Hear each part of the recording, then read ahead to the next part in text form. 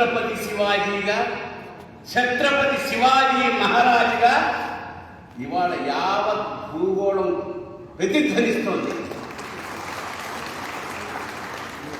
మనం చాలా అదృష్టవంతులం.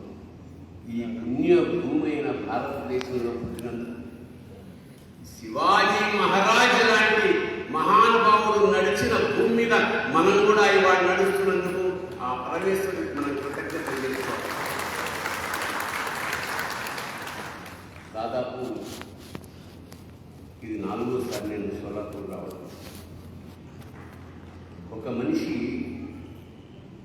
4 సార్లు అయినా సరే, పైగా 2 రోజులు ఉండి ఉన్నాడంటే సోలాపూర్ తెలుగు వాళ్ళ ప్రేమ, వాత్సల్యం,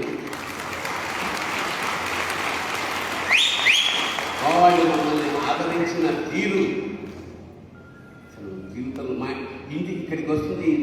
ఇవాళ మనస్ఫూర్తిగా దామోదర్ గారి ఇంట్లో దిగాం. నేను, మా సోదరుడు రవికుమార్, వాళ్ళ బావగారు శివకుమార్.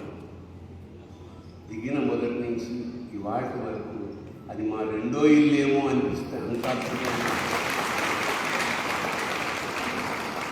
ఇది ఒక్క దామోదర్ కాదు. గతంలో నేను ఎక్కడ దిగినా సరే, ఈ హోటల్లో దిగినా సరే, ఈ సోలాపూర్ తెలుగు వాళ్ళు చూపించిన ప్రేమకి అది తెలిసిపోతుంది. అందుకే మళ్ళీ మళ్ళీ మళ్ళీ మళ్ళీ నాకు ఇక్కడికి రావాలనిపిస్తుంది మనస్ఫూర్తిగా. ఈసారి ఖచ్చితంగా నా ఫ్యామిలీతో సహా, మా ఆవిడ, పిల్లలు, మా అల్లుడు, కూడలు అందరినీ తీసుకొస్తాను.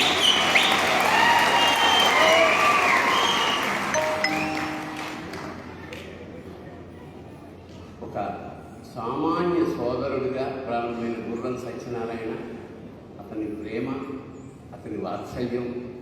ఎప్పుడైనా ఎండాకాలంలో పింగిలి కుందలు కావాలంటే నేను పంపిస్తానన్నయ్య, ఎంత అని అడిగాను. పింగిలి కుందలు ఎంత అంటే, నీ ఆస్తి మొత్తం రాసి ఇచ్చే అన్న, ఏం మాట్లాడుతున్నావు అని మొన్నటి కారులో 2 పింగిలి కుందలు నాకు పంపాడు. సమ్మర్ అంతా ఈ గత 4 సంవత్సరాల నుంచి నేను సోలాపూర్ వాళ్ళు పంపిన మీ నీళ్ళే తాగుతున్నాను.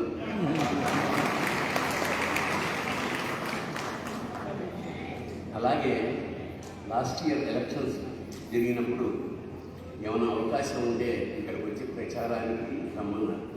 నేను నిజంగా ఖచ్చితంగా వద్దామని ప్లాన్ చేసుకున్నా.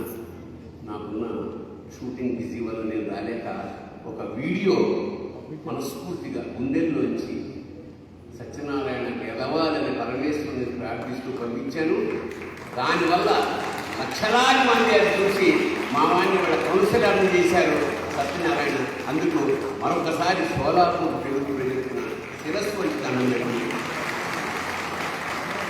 భవిష్యత్తులో ఇదే మీ అనురాగాలు కొనసాగిస్తే నీకు సేవ చేయడానికి అతను ఎమ్మెల్యేగా కూడా తయారవుతాడని ఏమో ఎవరు చెప్పండి. అలాగా సోలాపూర్ తోటి నా అందం అంటే మాకు గతంలో నిన్న మా రవికుమార్ చెప్తున్నాడు, 50 ఏళ్ల క్రితం